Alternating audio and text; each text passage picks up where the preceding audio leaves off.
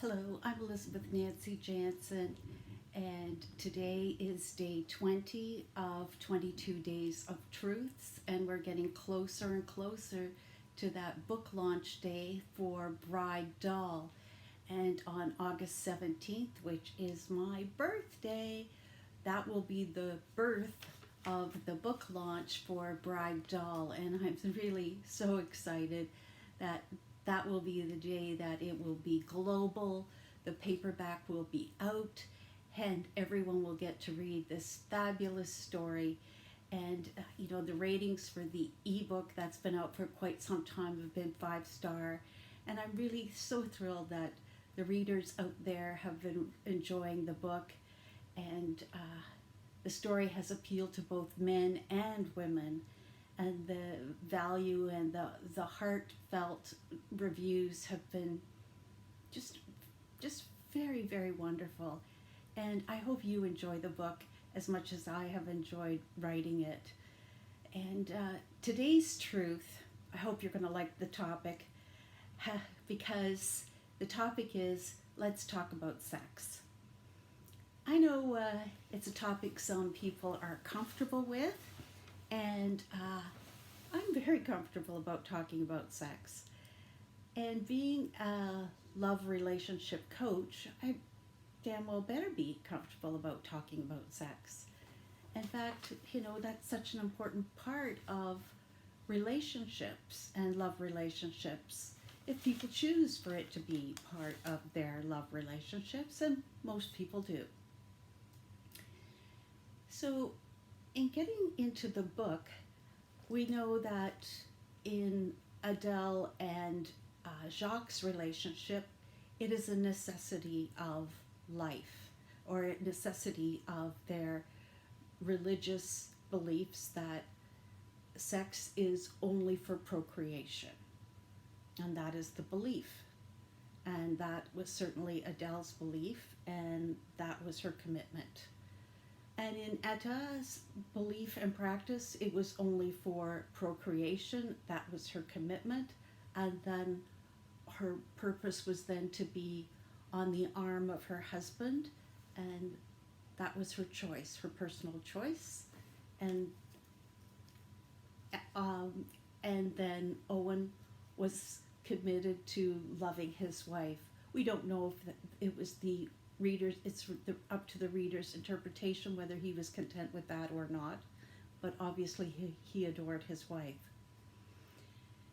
Now, when we know that Simon and Naya were married in the Catholic Church, it would have been the very same, in that if Naya and Simon were married in the Catholic Church, the expectation would be that children were to be the expectation.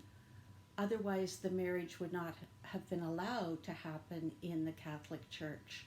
So, sex again was still with the overall arching idea that children were going to be in the picture. So, again, the philosophy of sex was still, even in the generations of the future from Naya's grandmothers and grandparents' marriages, was still in the area of sex, was still in the realm of for procreation. But we know that sex for Naya was not fulfilling.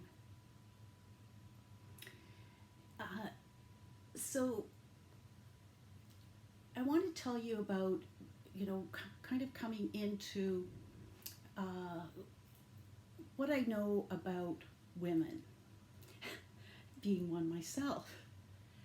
What I know about women is a pet peeve I have, and I'm going to tell you about that.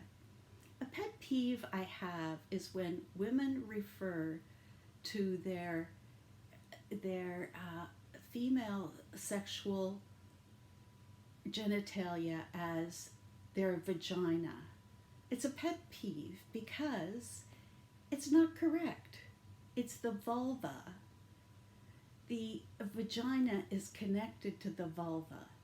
When women refer to their external sexual genitalia as the vagina, they're not correct in that the vagina is the birth canal. It connects to the vulva. So it bothers me that they're not being anatomically correct. For example, for the male external genitalia, everybody knows it's a penis, but women, they're not correct. So that kind of bothers me. It's a pet peeve I have. I just had to put it out there. Forgive me, but I just had to put that out there. So maybe, if you don't believe me, Google it. Vulva. Okay. So anyway, moving on from that,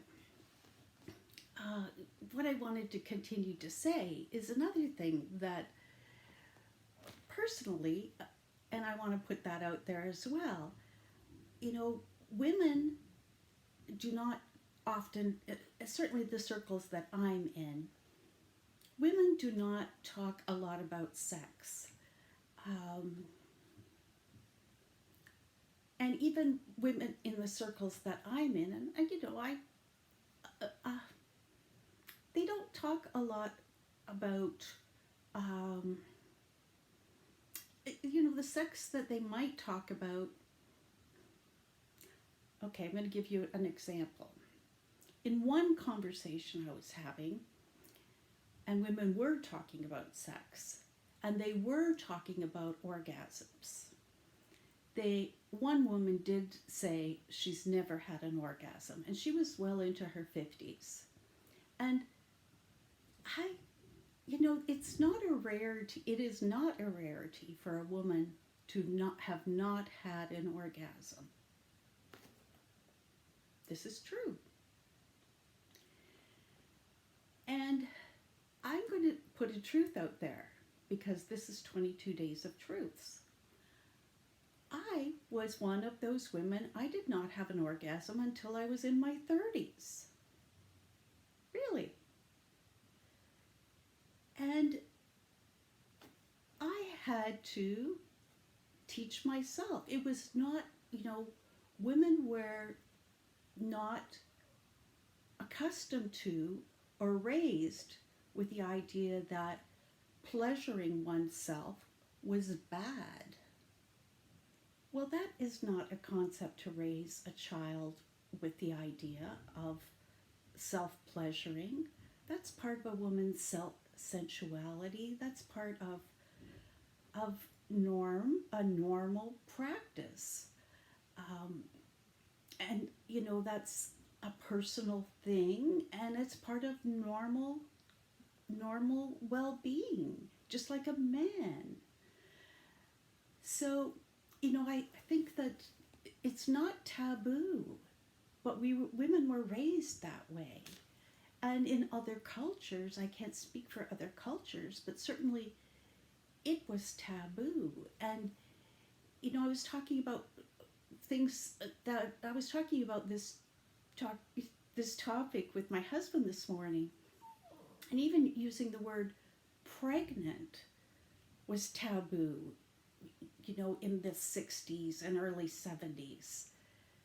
So, I was born in 1954, and to say a woman was pregnant, that was not in common language. It was to be, different, softer language. But to have a conversation in those days about a woman pleasuring herself, that would be totally outrageous and punishable, yes. But today, for a woman to practice pleasuring, I welcome programming and education of women to do that, for women to have orgasms and to discuss that, being a love coach, to discuss that with their partners on how they want sexual activity to happen within their sensuality and within how they have their love making. so that partners are totally in love and embraced, and that sensuality is emotionally, physically, and spiritually all encompassing and so joyful. That's my vision and feeling and expression of love. And that comes through connecting, total connection with your partner. And that takes dialogue to get to that point where you are so engaged. Your partner can't read your mind if you know how you want to be pleasured. And it takes some expression, showing. And a woman can't be afraid to do that. A woman just can't be afraid. It's self-awareness. And if it takes a vibrator, or it takes what a woman needs to be comfortable to get those things for herself and to try those things. So, there's programming out there right now in I'm going to pick Netflix.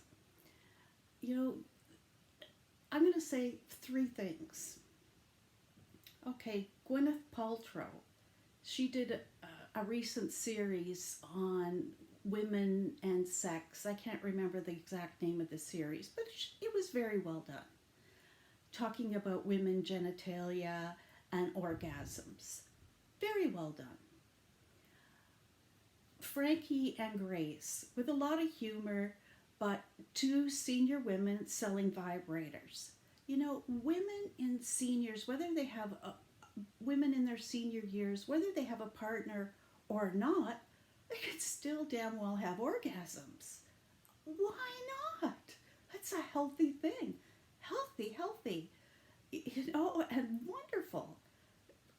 Men can self-pleasure, women can too. This is a truth. It's physically well-being. And what was the other program? Oh, I'm watching a program right now, and I'm not promoting Netflix, but Unorthodox. And it's a really good storyline, but this woman, the main character, she's promoting, she's very well aware. She has vibrators in her purse. She talks about it, self-pleasuring as much as she's going to talk about what she's going to have for lunch.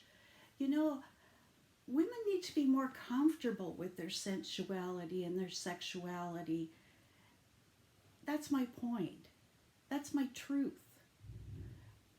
I am comfortable with my sensuality and my sexuality. Now, I don't talk about it like I'm talking about what I'm cooking for dinner.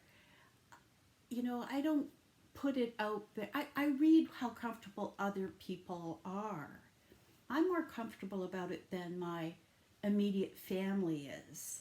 I read their comfort level. But in a circle of women, and the women that I coach, and I also want to coach men in their love relationships if they choose to have me as a coach. I'm going to be open to that. But certainly, as a coach, that is an important part of a love relationship. And for women who want to be, using sexual I call them toys, vibrators, all kinds of other devices. If that is part of your love making, albeit, love making can be routine. And if you want to have a variety of things in your love making, bonus, add to it. And however you want to make it joyful for you and your partner. Or keep it the same, or keep it however you want it to be. But the point is, if it's not meaningful or joyful or blissful, communicate communicate that in a gentle, soft, loving way to your partner. But your partner can't read your mind. And connect with your partner in a loving way and say, I want to do this with you. I want to make this more enjoyable. But be honest. Use, and in a loving relationship, your partner will want this for you. And are you the loving partner to make it more joyful for your partner? To embrace the fullness of your loving relationship. So that's what I wanted to talk about today. Let's talk about sex. Let's love each other to the fullest. Let's be blissful, joyful, and be in our best lives no matter what age. And are we raising our daughters? Are we raising our sons to be comfortable in talking about sex?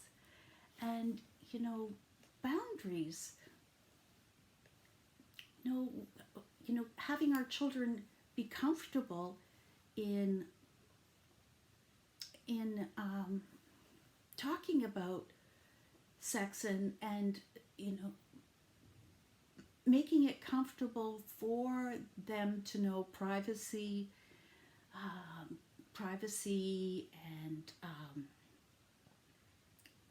and comfort about talking about it is a balance, right? And it's still coming to mother, coming to father, coming to family to talk about it,